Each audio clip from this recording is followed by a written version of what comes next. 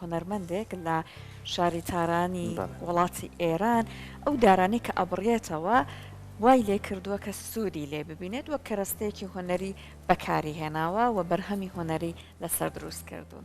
جا بۆ ئەوەی کە بزانن چی پێ دروستکردن کامێک لە بوارەکانی هۆنەر لەم بوارەیە هاتووەتە ئاراوە و ئیشی جوانێک هەر بۆی لێ ڕەخساوە ئەمە بابەتێکە کە لە راپۆرتەکە بۆتان دەرەکەوێت.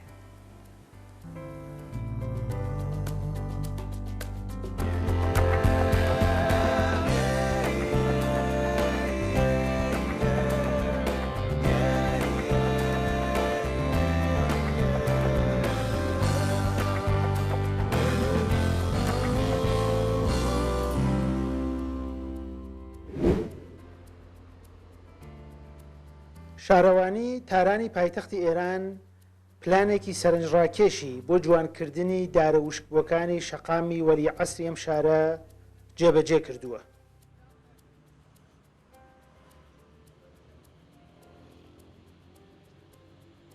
شەقامی وەلی عەسری تاران بە درێژایی 18 کیلومتر بە درێژترین شەقامی خۆرهەڵاتی ناوەڕاست ئەناسرێت و لە مەیدانی ڕاهەن لە باشووری تارانەوە دەست پێ ئەکات و تاوەکو مەیدانی تەجریش لە باکووری ئەم شارە درێژەی هەیە و وەکو ئاسەواری نیشتمانیش تۆمار کراوە.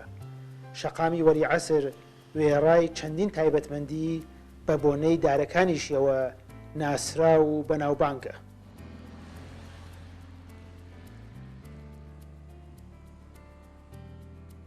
لە ساڵانی ڕابردوودا شارەوانی و ناوەندی جوانکاری تاران پلانێکی هونەریان خستووەتە بواری جێبەجێکردنەوە بۆ ئەو دارانەی کە لەم شەقامەدا وشک بوون و بە هاوکاری ژمارەیەک هونەرمەند لە پرۆژەیەکدا بە ناوی نەمامستان گیانێکی تازایان کردووە بەبەر دارە وشکبووەکانی وەلی عەسردا و چەندین هونەرمەندی کوردیش لەم پرۆژەیەدا هاوکار بوون.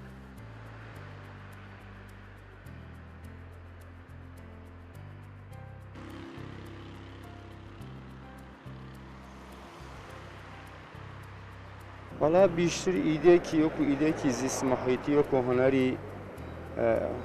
هۆنەرێکی کە ئەمڕۆ بەناو هۆنەری محیتی دەناسیە هۆنەرێکی تێدەکۆشێ لە خودی شتێکوا لە سروشتا لە تەبیعەت ئەست ئیسفادە کرێ بۆ پێکاتن کاری هۆنەری.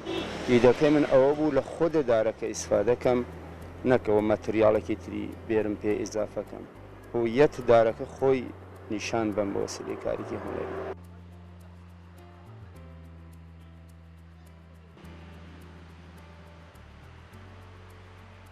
چنارەکانی شەقامی وەلی عەسری تاران کە خاوەن مێژوویەکی سەر و 80 ساڵن بە بەشێک لە شوناس و ناسنامەی تاران ئەناسرێن و سەرەڕای ئەوەی بە درێژایی ئەم ساڵانە ژمارەیان دابەزیوە بەڵام لە ئێستادا هەوڵی زیاتر پاراستنیان ئەدرێت و لە ڕێگای کاری هونەریەوە واتای نوێشی بە شەقامەکە بەخشیوە.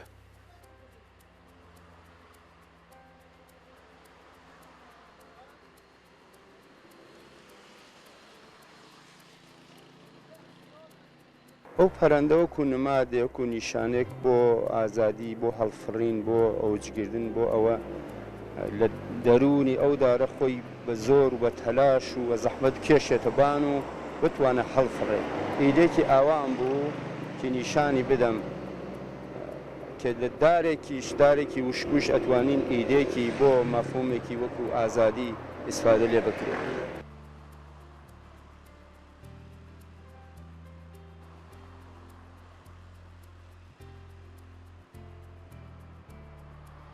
پرۆژەی نەمامستانی شارەوانی تاران نمونەیەکی جوان و سەرنجڕاکێشی پێشکەش کردووە کە کاری هونەریانەی هاوچەرخی لەگەڵ پاراستنی شوناسی شار تێکەڵ کردووە. تێکەڵاویەک کە ئەتوانێت ببێتە نمونەیەکی باش بۆ شارەکانی دیکە و وێنەیەکی جوانی ناسانەی سەرنجڕاکێشیش بخاتە بەردید.